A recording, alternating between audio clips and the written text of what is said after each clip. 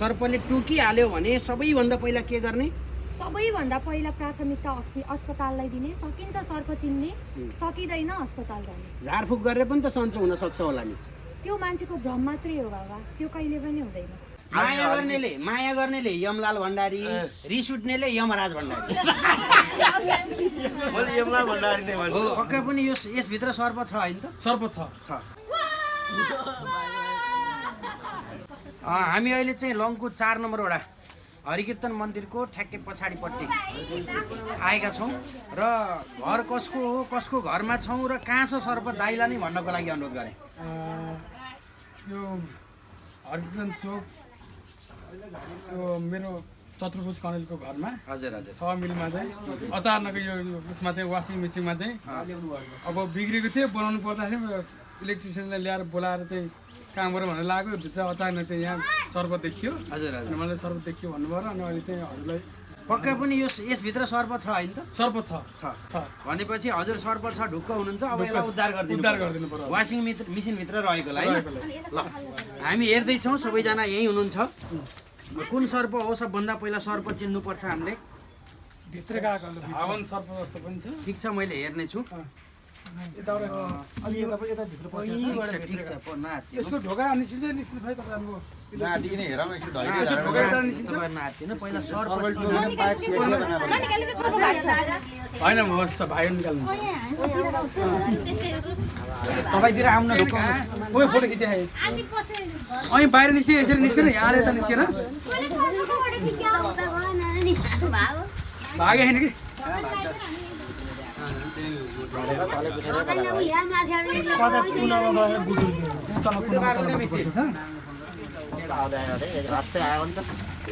आएर चाहिँ बनाएको मान्छेलाई डसो भने बर्बाद छ।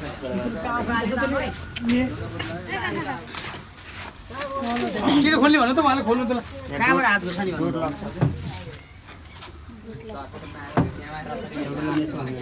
अनि यो अब यो लाइन दिएर खुल्छ। लाइन दिएर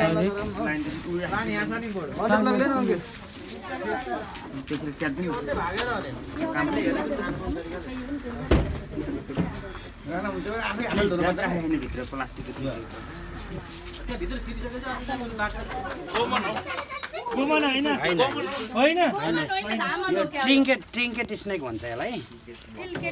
यतापट्टिबाट यो अडाउनुहोस् त, अडाउनु बिस्तारै अझै तल लानु। यस्तोमा हात हाल्नुहुन्छ कहाँ कस्तो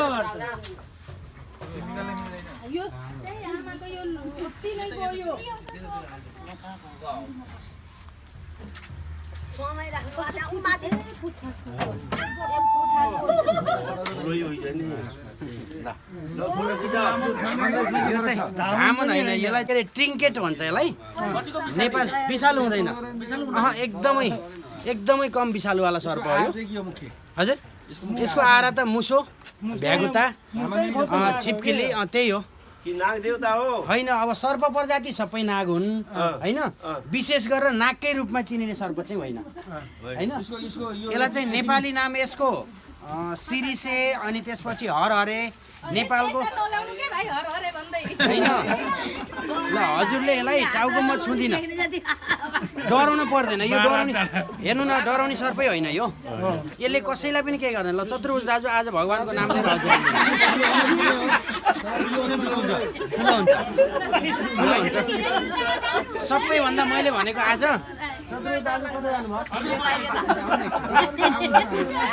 आज मैले एउटा डर भगाउनको लागि यसले मैले टोक्दैन भनेर भन्दिनँ।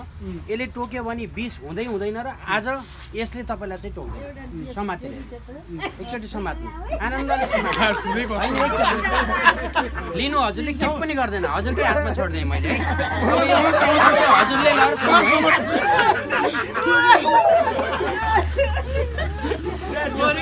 होइन। मैले यो गर्न खोजेको कारण के हो भन्दाखेरि सबै सर्प विषालु हुँदैनन्, सबै सर्प अविषालु पनि हुँदैनन् होइन, र सबै सर्पबाट मान्छे डराउनु पनि हुँदैन। यो मैले भन्न खोजेको चाहिँ के हो भन्नुहुन्छ भन्दाखेरि अहिले नेपालमा सर्पले टोकेर भन्दा पनि सर्पले टोक्यो अब म बाँच्दिन होला भनेर 25% मान्छे चाहिँ अकालमा आत्तिएर मरेको अवस्था छ। त्यही भएर सर्पले टोक्दा बित्तिकै कोही पनि मरिन्न हैन। त्यसले गर्दाखेरि सर्पले टोक्दा बित्तिकै झारफुक गर्ने, मान्छे बोलाउने, विष मुखले तान्न खोज्ने गऱ्यो भने अवश्य मरिन्छ।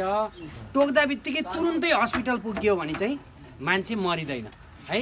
त्यही भएर आफ्नो ज्यान हत्केलामा राखेर पनि सबै चाहिँ एउटा जनता, एउटा समाज, एउटा पब्लिकको सेवा गर्नको लागि हिँड्दै क्रममा मैले यी कुराहरू बताइनँ भने भोलि जहाँ देखो त्यही मारिन्छ हैन। सर्प अघि नै टोकिहाल्यो भने फर्स्ट एड पनि बताइदिनु।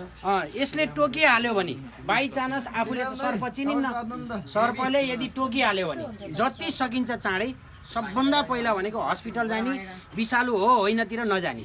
पहिला हस्पिटल गएपछि विषालु भए पनि बच्यो, अविषालु भए त त्यसै बचिहाल्यो।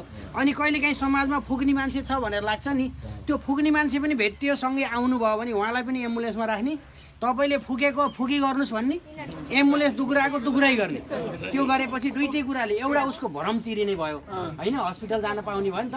गइसकेपछि विषालु अविषालु कस्तो सर्प हो त्यहाँ गएर चिनिन्छ, यसका चाहिँ लक्षणहरू देखिन सक्छन्। लक्षणहरू देखिसकेपछि हामीलाई चाहिँ बाँच्न सजिलो हुन्छ।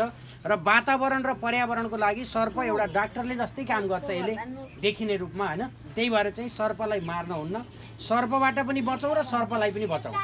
गर्मीको सिजनमा सबैजनाले घरमा झुल लगाएर सुत्ने गर्नु। अहिले चितवन र नवलपरासीमा यो वर्षमा मात्रै 42वटा कमन करेन्ट जसले सबैभन्दा धेरै मान्छेको ज्यान लिन्छ, ती सर्पहरू भेटिएका छन्। त्यो कस्तो समयमा भेटिएका छन् भने जहाँ बिस्तारा छ, जहाँ मान्छे सुतिरहेको बेलामा भुँडीमा टोकेको छ। 1-2 जना मान्छेलाई हामीले टोकेर पनि बचाउन सफल भएका छौँ टाइममा हस्पिटल लानाले।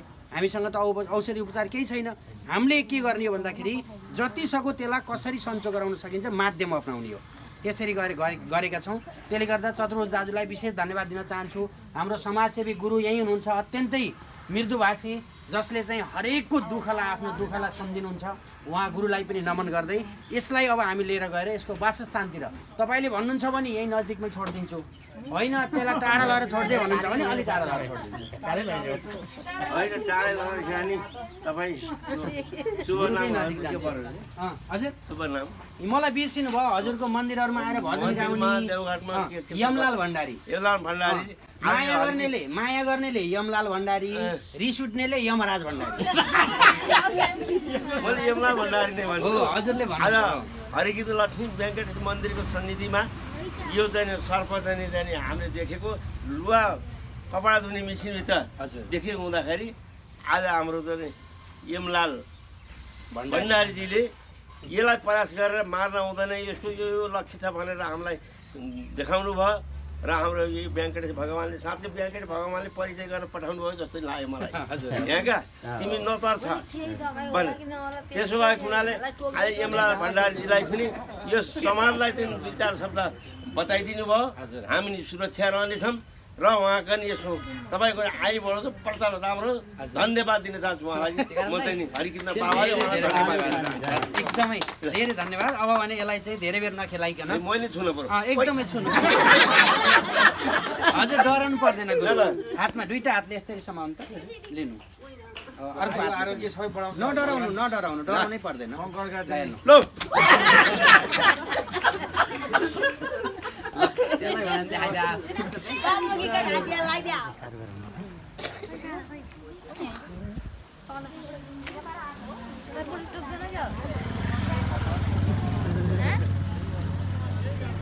सर्पले टक्छ।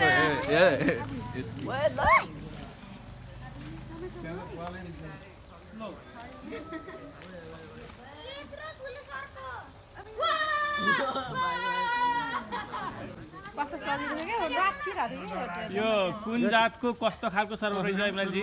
यसलाई ट्रिङ्केट सर्प, ट्रिङ्केट स्नेक भन्छ अङ्ग्रेजीमा चाहिँ।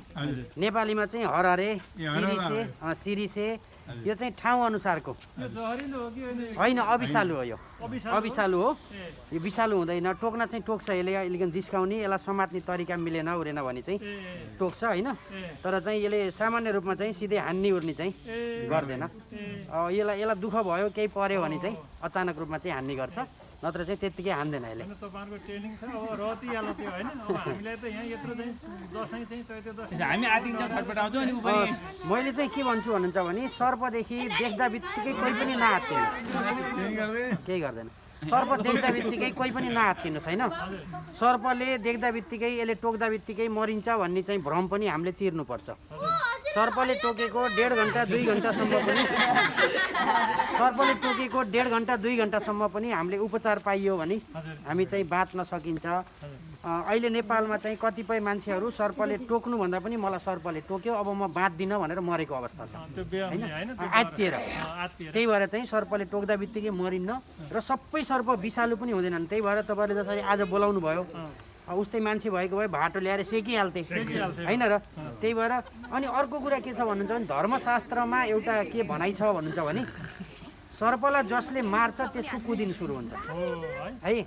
एउटा नागको रूपमा पनि पुजिने भएको हुँदाखेरि चाहिँ कतिपय कुराहरू विश्वासमा नलिएला मान्छेले, तर भित्री रूपमा चाहिँ यसको कहीँ न कहीँ शक्ति छ। त्यसले गर्दाखेरि सर्पलाई पनि नमारौँ, सर्पबाट पनि बचौँ। यो चाहिँ मेरो हातमा रहेको चाहिँ सर्प चाहिँ ट्रिङ्केट स्नेक अङ्ग्रेजीमा, नेपालीमा हरहरे सिरिसे भन्ने गरिन्छ। र सर्प वातावरण र पर्यावरणको लागि चाहिँ अत्यन्तै आवश्यक पर्ने भएको हुँदाखेरि चाहिँ कसैले पनि नमार्नको लागि पनि अनुरोध गर्छु। अनि यो चाहिँ यहाँ जस्तै सर्प देखियो भने विषालु र भरतपुर महानगरपालिका सबैभन्दा मैले चार के भन्छु भने हाम्रो बच्चाहरूले अहिले अन्तर्गत साबिक इन्टरनेट वडा नम्बर 6 कार्यालयको बाटोमा त्यसमा गएर यो अहिले विषालु 30 सर्प महिना पनि र एउटा अविषालु सर्प कस्तो हुन्छ भनेर पहिला बच्चालाई चिन्न लाम। सर्पको उद्धार मैले भन्नु भन्दाखेरि मैले भन्दा बित्तिकै केही पनि नहुन सक्छ। त्यो बच्चाहरूले त्यो गरे भने थाहा हुन्छ। त्यो सुनौ है सबैले त्यो भेनुमस र नन भेनुमस भनेर चाहिँ अङ्ग्रेजीमा गुगलमा गएर सर्च गर्नुभयो भने नेपालमा पाइने सर्प 70 देखि 90 प्रजाति छन्। 70 देखि 90 प्रजातिकामा 22 प्रजाति मात्रै विषालु छन्। फेरि त्यसैमा पनि 18 प्रजातिको अत्यन्तै विषालु छन्, अरू चाहिँ मन्द विषवाला छन्। त्यही भएर सर्पले कुनै पनि सर्पले टोक्दा बित्तिकै चाहिँ मरिन्न होइन। त्यही भएर यो देख्दा बित्तिकै सातो जानी त स्वाभाविकै छ। अब यसलाई हजुरले पनि छुन सक्नुहुन्छ, हजुरले हातमै लिन सक्नुहुन्छ। हो, यही डर भगाउनको लागि हो मैले।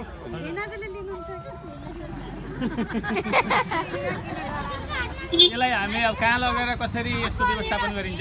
यो अब यही समाजलाई चाहिने सर्प भएको हुँदा धेरै टाढा चाहिँ लाँदिनँ। तपाईँहरूकै नजिकमा तपाईँहरूको सामुन्ने छोड्दै भने डराउनुहुन्छ। अब यसलाई अहिले बट्टामा राख्छु, यहाँ बट्टा छ, अँधेरो भएपछि यहाँनिर छोड्छु भन्दिनँ, तपाईँहरूकै वरिपरि छोड्छु। फेरि घरभित्र पस्यो भने मलाई बोलाउनलाई म आइहाल्छु होइन। अब अहिले जस्तै हजुरले फोन गर्नुभयो 10 मिनटभित्रमा म यहीँ आइपुगेँ। त्यसले गर्दाखेरि चाहिँ यो सर्प विषालु हुन्थ्यो, अत्यन्तै विषालु भयो, मैले जङ्गलमा लगेर छोड्थेँ। यो पूर्ण रूपमा अविषालु र यही समाजलाई चाहिने। जस्तै यसले छिप्किलीहरू खान्छ घरभित्र भएको, अनि अर्को भ्यागुताहरू खाइदिने भयो, र सबैभन्दा धेरै भनेको मुसा। यो संसारमा सबैभन्दा धेरै रोग ल्याउने मुसाले हो। त्यही मुसालाई यसले खाइदिएपछि त यसलाई मार्नु परेन नि त हामीले त। मुसा मार्दा हामीले दुलो खनेर कहाँ गएर मार्न त सकिँदैन, तर यसले चाहिँ गएर मारिदिन्छ भनेपछि यो सर्प हाम्रो लागि चाहिँ विशेष गरेर किसानहरूको लागि चाहिँ अत्यन्तै आवश्यक पर्ने सर्प हो यो। ल आउनुभयो, धेरै धेरै धन्यवाद है। ल हजुरहरूलाई पनि विशेष धन्यवाद। अब सर्प देख्यो भने त्यसरी समात्नु है। यो पुच्छर जुन छ नि तपाईँको, अब यो कुनैले हानेको पनि हुनसक्छ होइन। कहिलेकाहीँ चाहिँ यो आफूले आहार गर्ने प्राणीसित लड्दाखेरि त्यो लड्ने क्रममा चाहिँ मुसाले पनि टोकेको हुनसक्छ कि। फेरि यो सर्प चाहिँ एमलालले यसरी समात्यो, अविषालु हुँदो रहेछ, म समात्छु भनेर मूर्खाइ चाहिँ नगर्नु होला कसैले पनि। अङ्ग्रेजीमा एउटा भनाइ छ नि, 1 मिस गेम फिनिस। यसको ठाउँमा विषालु रहेछ भने त गइयो नि त होइन। जस्तै मैले समात्दा यो अविषालु भए पनि मैले ग्लोभ्सहरू लगाएको छु, ज्याकेटहरू डबल ट्रिपल लगाएको छु, यसको दाँतले टोकिहाल्ने पनि मलाई असर नगरोस् भनेर होइन। बुटहरू तल अब सियाले घोद्दा नि नजानी छ, यसको दाँत त जाँदैन। त्यही भएर चाहिँ आफू होसियार नभइकन, आफू सेफ नभइकन समाजलाई सेफ राख्छु, समाजलाई नडराउने गराउँछु भन्न चाहिँ हुँदैन। पहिला आफू बाँच्नु पर्यो, त्यसपछि अरूलाई बचाउनु पर्यो। हेरे थियो ल छोरोले यतापट्टिबाट छैन। कहाँ समाउनु भएछ? भर्खरै यहाँ रहेछ अनि सर्प समात्यो, खेल खतम। जादुगर आएछ जादुगर हेमलाल भण्डारीज्यूलाई विशेष धन्यवाद। विशेष धन्यवाद। सर्प पनि नमारौँ र सर्पबाट पनि बचौँ। अहिले त जाडोको समय छ, गर्मीको सिजनमा चाहिँ घरमा झुल नलगाइकन कोही पनि नसुत्नु होला। अहिले सबैभन्दा धेरै चितवन जिल्लामा कमन करेड गर्मी महिनामा भेटिएको छ, जुन बिस्तारामै गएर टोक्ने गर्छ। यदि झुल लगाइयो भने हामी बाँच्न सफल भइन्छ। सर्पले टोकिहाल्यो भने पनि तुरुन्तै जति सकिन्छ चाँडै चितवनमा छौँ भने सरकारी हस्पिटल जाने, अन्त कुनै पनि ठाउँमा इलाज छैन। सबभन्दा पहिला सरकारी हस्पिटलमा जाने। फुक्ने मान्छे कोही छ म फुक्छु भनेर भन्यो भने त्यसलाई पनि एम्बुलेन्समा राख्ने, त्यसलाई पनि फुक्न भने भनी गर्ने, आफू पनि एम्बुलेन्स दुग्रा गर्ने। त्यो गरियो भने बाँच्न सफल भइन्छ। धन्यवाद हजुर। थ्याङ्क यू भाइ। विशेष धन्यवाद हेमलाल भण्डारीज्यू। मलाई नि ट्याग गरिदिनु त मैले। It's me, Khushbu Bhandari, daughter of Yamlal Bhandari, who rescues snakes from inside the home, inside the compound of their home. I'm here holding a common trinket snake in my hand, just to give some information about snake, their importance, what should we do if we ever got a snake bite, and how to prevent snake bite, how to recognize if they are venomous or non-venomous, if they are important to environment or not. I'm here to explain these all things. Firstly, it is a common trinket snake commonly found near the house. Secondly, if you ever got a snake bite, what should you do? If you ever got a snake bite, firstly try to recognize or identify the snake if it's venomous or non-venomous. If you can't, you can consult with some people who know about snakes, who have knowledge about that. And secondly, run to the hospital. Run doesn't mean that you should just go on foot or something like. You shouldn't move the wound. If you ever got a snake bite in your hand or leg or thighs, don't move that place so much. And thirdly, the only way to cure snake bite is going to the hospital, which is anti-venom if you got bite by venomous snake. Yes, it is right to have fear inside you of snake. Yes, I also have fear of snakes. I used to have. Now I'm little more friendlier with this. But in starting, maybe 2-3 months or 4-5 months ago, I also used to have a fear inside me regarding snakes. If they will bite, be found dead. But now, no, not every snakes are venomous and not every snakes are non-venomous. The snake I am holding in my hand is non-venomous snake and it is very friendly to human. The only way to identify snakes is study about them. But common people, you may not have time or you may not have interest regarding this. But give 10 minutes, 15 minutes of your life to know about them. Just try to recognize the common snake you see inside near your house if they are venomous or non-venomous. There are 70 to 80 different species of snakes found in Nepal, and among them only very few species are highly venomous, deadly venomous. Among them banded korat, common cobra and common korat. These are the most venomous snakes and found near our house. And for those snakes, to identify those snakes, if you ever see a picture of them for once, then you will not forget it for your life. Then just giving 5 to 10 minutes of your life will save people's life. If you have plenty of money also, you will never be able to buy a life if you lose it. So just give your 5 to 10 minutes of your life to recognize or identify these snakes. Make your children study about that, and it will help you and your surrounding, your neighbor. If you are ever in trouble, it will help you. If you ever get a snake bite, it will help you. Save snake, save nature. They are very important creatures to human beings for our healthy life.